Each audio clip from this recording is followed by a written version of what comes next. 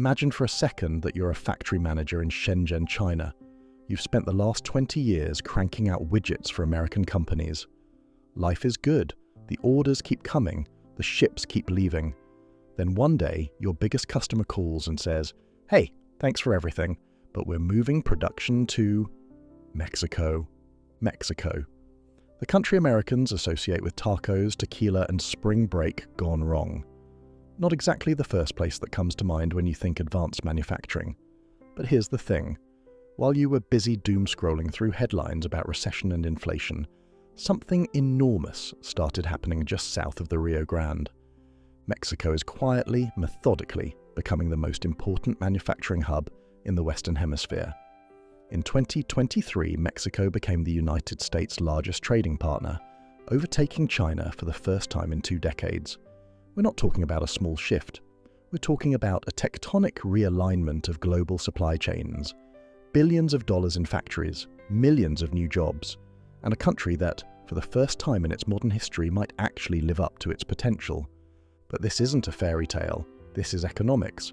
And in economics, there are no free lunches. For every winner in the Nearshoring Gold Rush, there's a loser choking on dust.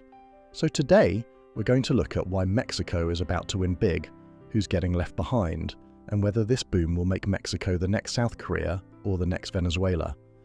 This is the story of nearshoring, and it starts with a pandemic, a trade war, and the most expensive economics lesson the world has ever learned. 1. The day the ships stopped coming. Let's rewind to March 2020. COVID hits, the world shuts down, and suddenly, every CEO in America wakes up to a terrifying realization. We have no idea where our stuff comes from. You want to buy a car? Sorry, the semiconductor chips are stuck in Malaysia. You want to buy a laptop? The factory in Vietnam is closed. Baby formula? The plant in Michigan shut down and there's no backup. For decades, American companies had played a game called just-in-time manufacturing. The idea was beautiful in its simplicity. Why pay for a warehouse full of inventory when you can have parts delivered exactly when you need them? It was efficient, it was lean, it was also catastrophically fragile. When the pandemic hit, the just-in-time system collapsed like a house of cards in a hurricane. Ships sat idle in ports for weeks. Container costs went from $2,000 to $20,000. A single missing 50-cent bolt could halt an entire production line. CEOs who had spent their careers optimizing for cost suddenly realized they had forgotten to optimize for risk. And where was most of that risk concentrated? China. For 30 years, China had been the factory of the world. Cheap labor, efficient logistics, a government that bent over backward to attract foreign investment. By 2019, American companies were importing over $450 billion worth of goods from China every year. But COVID exposed the problem. When you put all your eggs in one basket, and that basket is 7,000 miles away across an ocean, you're one pandemic or one geopolitical tantrum away from disaster. Then came the trade war. Donald Trump slapped tariffs on Chinese goods. China retaliated. Suddenly that cheap Chinese widget wasn't so cheap anymore. Even when Biden took office and toned down the rhetoric, the tariffs stayed. Both parties for once agreed on something. Relying on China was a national security risk. But here's the thing about global supply chains. You can't just shut them off. If Apple stops making iPhones in China tomorrow, where do they go? Vietnam. They're already maxed out. India. The infrastructure isn't ready. Eastern Europe. Too far from the American market. You need a place that's close to the United States, has a young workforce, has existing manufacturing infrastructure, and doesn't require you to ship products across an ocean. You need a place where you can put something on a truck in the morning and have it in Texas by dinner. Enter Mexico. Literally. Just walk across the border. 2. The USMCA Jackpot.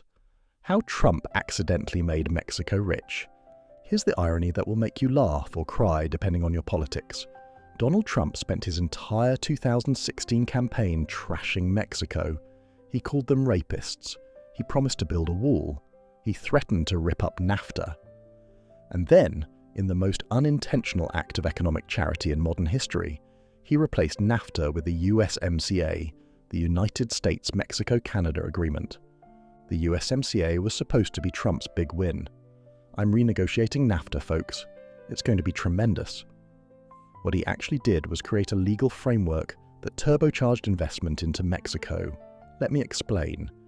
Under the old NAFTA rules, you could assemble a car in Mexico using parts from anywhere, slap a Made in Mexico sticker on it, and ship it to the US tariff-free.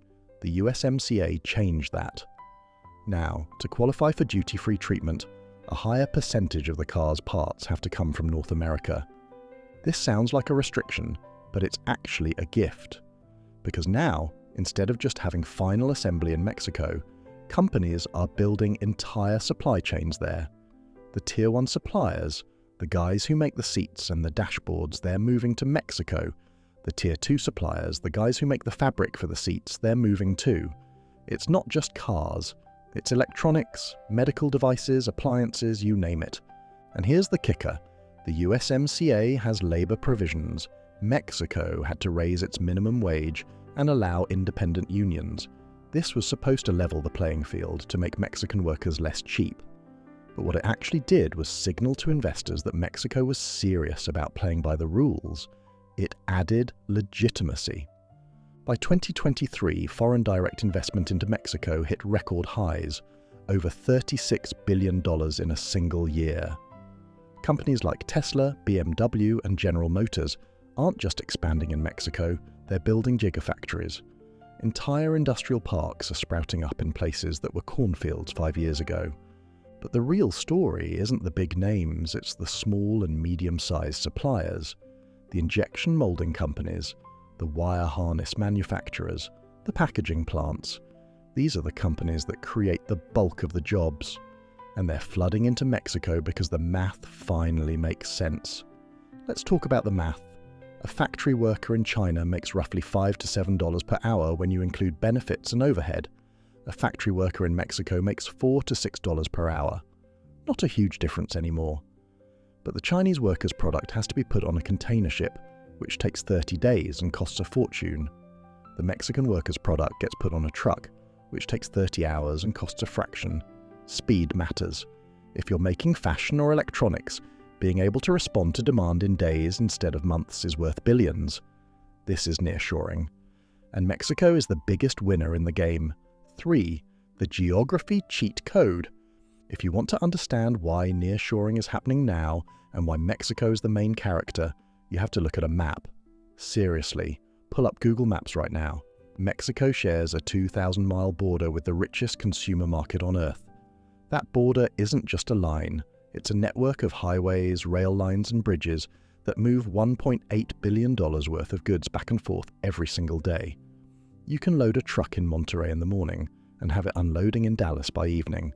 That's not possible from Shanghai. It's not even possible from Vietnam or India. But it's not just about proximity. It's about time zones. If you're a company in Detroit and your supplier is in Querétaro, you're in the same time zone or 1 hour off. You can have a Zoom call without someone waking up at 3 a.m. You can fix a problem in real time. When you're dealing with China, you send an email, wait 12 hours, get a response, send another email, and by the time the issue is resolved, you've lost 2 days. Then there's the border cities. Tijuana, Juarez, Nuevo Laredo, Reynosa. These aren't just cities, they're logistics hubs. They've been doing cross-border manufacturing for decades under something called the Maquiladora program. These are factories that import components duty-free, assemble them, and ship the finished product back to the US. By 2024, there are over 3,000 maquiladoras in Mexico, employing more than 1 million people. But here's where it gets interesting. The action is moving inland. Monterrey, Querétaro, Aguascalientes, San Luis Potosí. These cities are becoming the new industrial heartland. Why? Because they have universities, airports, and a growing middle class. They're not just cheap labor markets anymore. They're places where engineers actually want to live. Monterrey, in particular, is having a moment. It's being called the Mexican Munich because of all the German companies setting up shop there. It has a top-tier engineering school, ITESM, basically the MIT of Latin America. Real estate prices have doubled in 3 years. The skyline is full of cranes. It's a boomtown in the truest sense. But geography is only half the story. The other half is demographics. And this is where Mexico has a secret weapon that almost no one is talking about. 4. The population dividend, young, hungry, and right next door. Let's play a game. I'm going to list 3 countries, and you tell me which one has the best economic future based purely on demographics. Japan, Germany, or Mexico? Japan's median age is 49. Their population is shrinking. They have more adult diapers sold than baby diapers. Germany's median age is 46. Their workforce is retiring faster than they can replace it. Mexico's median age is 29. They have a young, growing workforce entering their prime earning years. This is the demographic dividend. When a country has a large working-age population relative to dependents, children and retirees, economic growth becomes much easier. You have more workers paying taxes, fewer people needing pensions, and a ton of consumer demand. Mexico has 128 million people. Over 60% of them are under the age of 40. Every year, roughly 1 million young Mexicans enter the workforce. These aren't subsistence farmers. These are kids who grew up with smartphones, who studied English in school, who can code, weld, and operate CNC machines. But here's where it gets really interesting. For decades, Mexico's demographic dividend was being wasted because those young workers couldn't find good jobs. So they left. They crossed the border, legally or illegally, and took jobs in the US.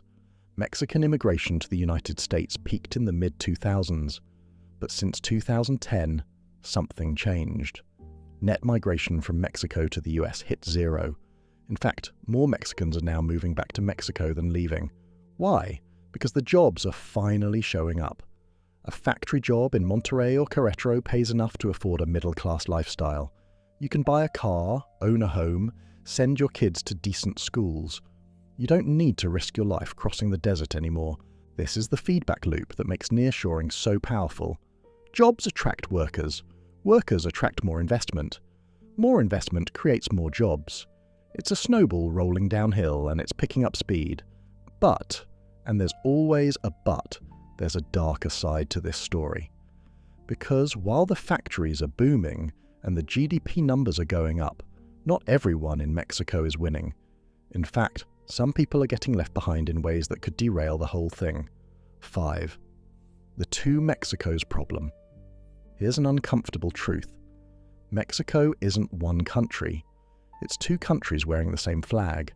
There's the Mexico of gleaming factories, hipster coffee shops in Mexico City, and beach resorts in Cancun. And then there's the Mexico of subsistence farming, cartel violence, and towns where the only jobs are in the drug trade.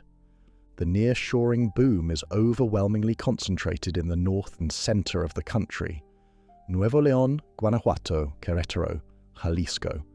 These states are seeing investment, infrastructure, and income growth. But the south, Chiapas, Oaxaca, Guerrero, is being left in the dust. Why? Infrastructure. Or rather, the lack of it.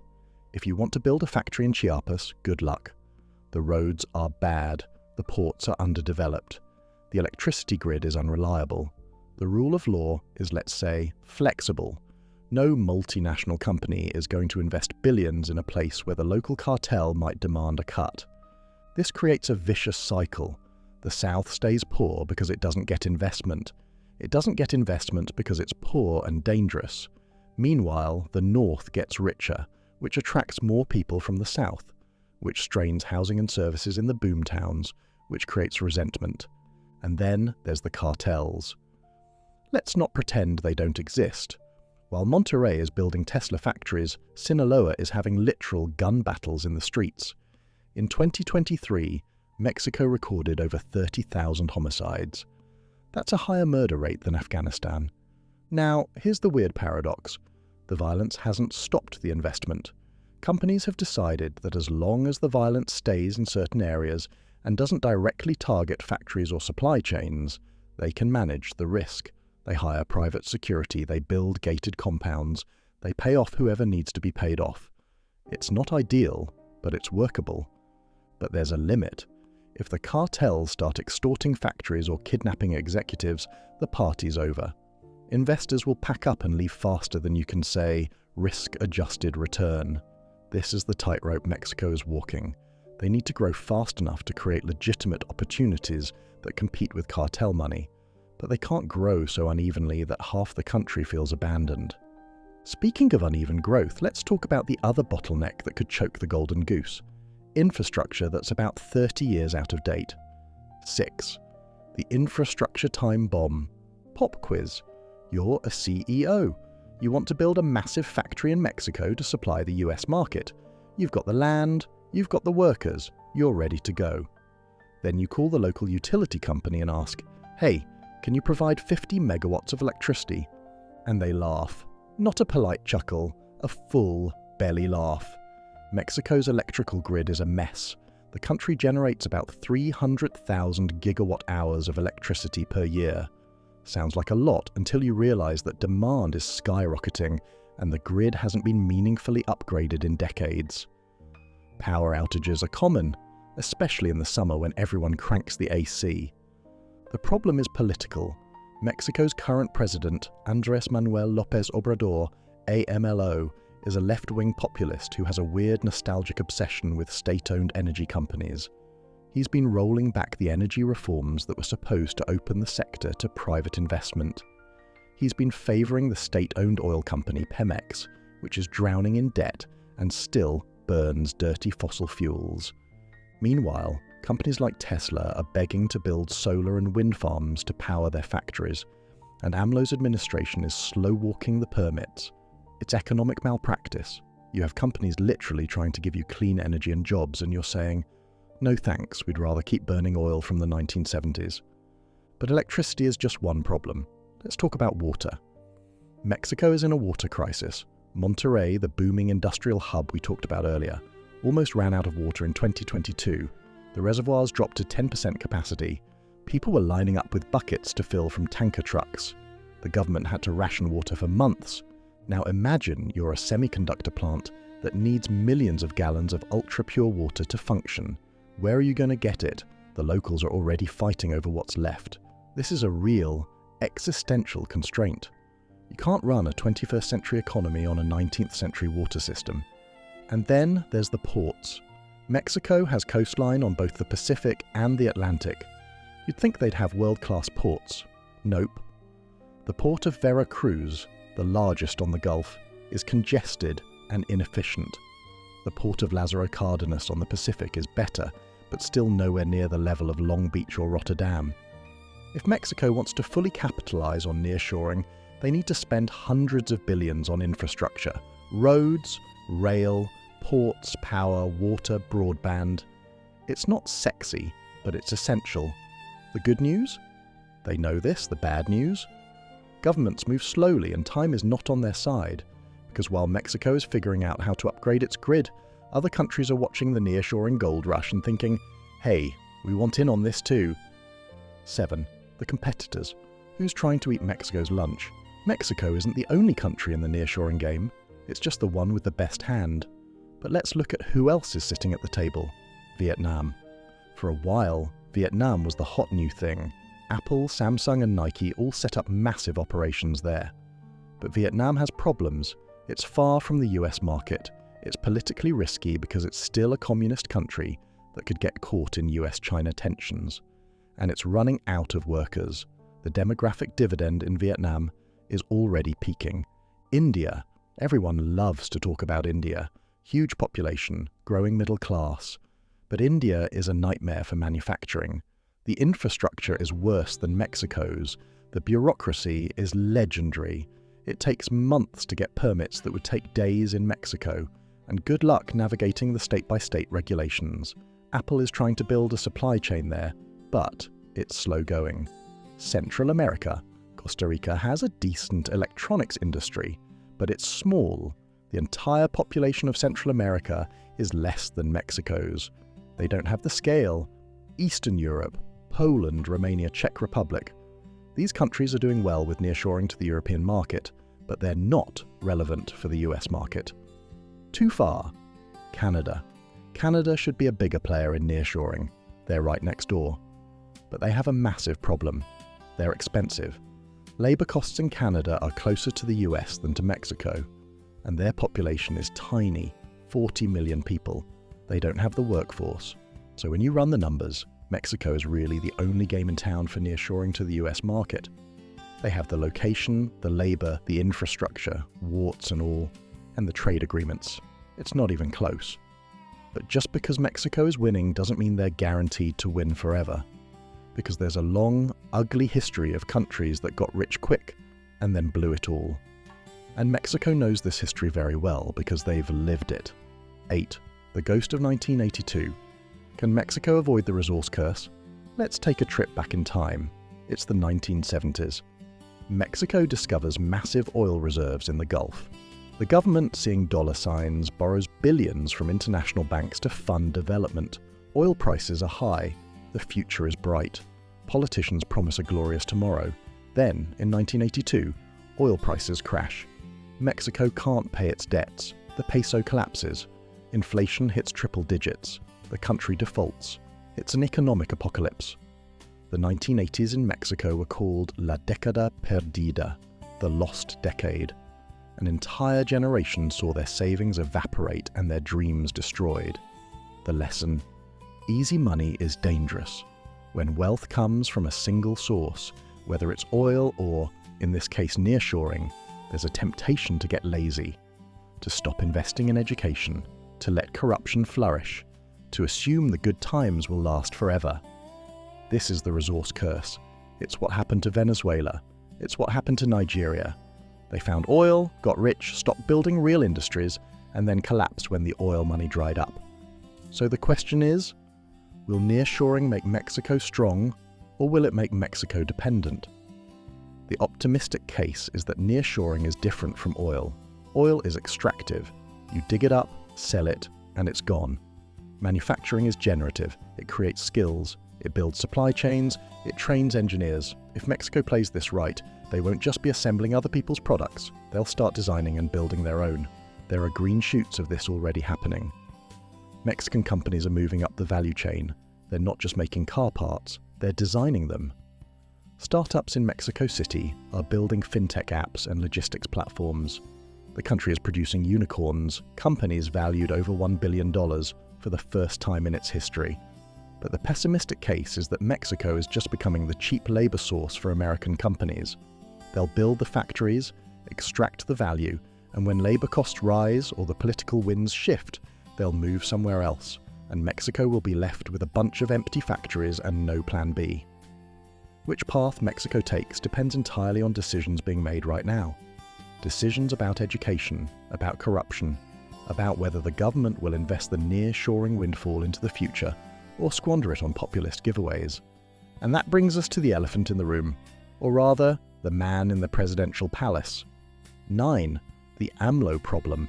Is the president sabotaging his own boom? Andrés Manuel López Obrador, AMLO, is one of the most popular presidents in Mexican history.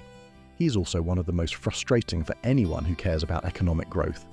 AMLO is a left-wing populist who came to power in 2018 promising to fight corruption and help the poor, and to his credit, he's done some of that. Poverty rates have dropped slightly. He's built some infrastructure, but he's also done things that make investors pull their hair out. He cancelled a nearly finished $13 billion airport project in Mexico City because he didn't like the previous administration. He's been hostile to renewable energy in favour of propping up Pemex, the state-owned oil dinosaur. He's attacked the judiciary and weakened regulatory agencies. He's been cozy with authoritarian regimes. But here's the weird thing. Despite all this, nearshoring is happening anyway. Companies are investing in Mexico not because of AMLO, but in spite of him. They're betting that the economic fundamentals, geography, demographics, trade deals are stronger than any one president's bad ideas. AMLO's term ends in 2024. His successor, Claudia Sheinbaum, is from the same party but is a scientist by training. The hope is that she'll be more pragmatic, but there's no guarantee. Mexican politics is unpredictable. The risk is that if the government continues to neglect infrastructure, fuel corruption, and scare off private investment, the nearshoring boom could stall. Companies could decide that the headaches aren't worth it and look elsewhere.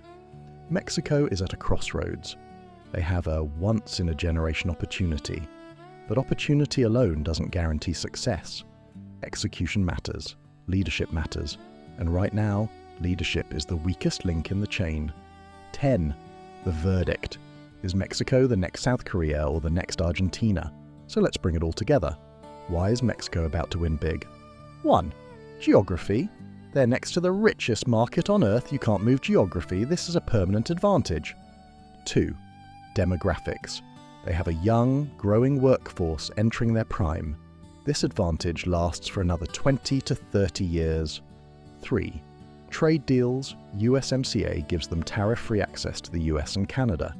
This is a legal moat. 4. Momentum. The supply chains are moving, the factories are being built. This creates a self-reinforcing cycle. But the risks are real. Infrastructure is a bottleneck, corruption is endemic, the cartels are a wild card, and the government could mess it all up with bad policy. So which is it? Is Mexico the next South Korea, a country that went from poverty to prosperity in a generation through smart industrial policy? Or is it the next Argentina, a country that had everything going for it and still managed to collapse into chaos? The answer is, it depends. It depends on whether Mexico can build the infrastructure fast enough. It depends on whether they can control the violence. It depends on whether the government can resist the temptation to squander the windfall. But here's what I think. I think Mexico is going to win. Not because their government is brilliant, not because they have some master plan, but because the economic gravity is too strong. American companies need a manufacturing base close to home. China is too risky, Vietnam is too far. Mexico is the only option that makes sense. Will it be messy? Yes. Will there be setbacks? Absolutely. But the direction is clear. Over the next 20 years, hundreds of billions of dollars are going to flow into Mexico. Millions of jobs are going to be created. And a country that has been the underdog for its entire modern history is going to finally have its moment. The Nearshoring Gold Rush isn't coming, it's already here. And Mexico is holding the winning ticket. 11. Final thoughts. So what do you think? Is Mexico about to become the manufacturing superpower of the Western Hemisphere? Or is this just another boom that will inevitably bust? I genuinely want to hear from you, especially if you live in Mexico or work in supply chain management. What's the vibe on the ground? Are the factories really humming? Or is this all hype? Let me know in the comments below. We actually read them, and sometimes we make entire videos based on your suggestions. If you found this deep dive useful, do me a favor and absolutely destroy that like button, like it's a just-in-time supply chain during a pandemic. It helps the algorithm, and honestly, it makes me feel good. And if you want to understand why China's economy is struggling, which is half the reason nearshoring is happening, check out our video on China's demographic collapse. It's linked in the playlist. It explains the other side of this global puzzle. Thanks for watching. I'll see you in the next one.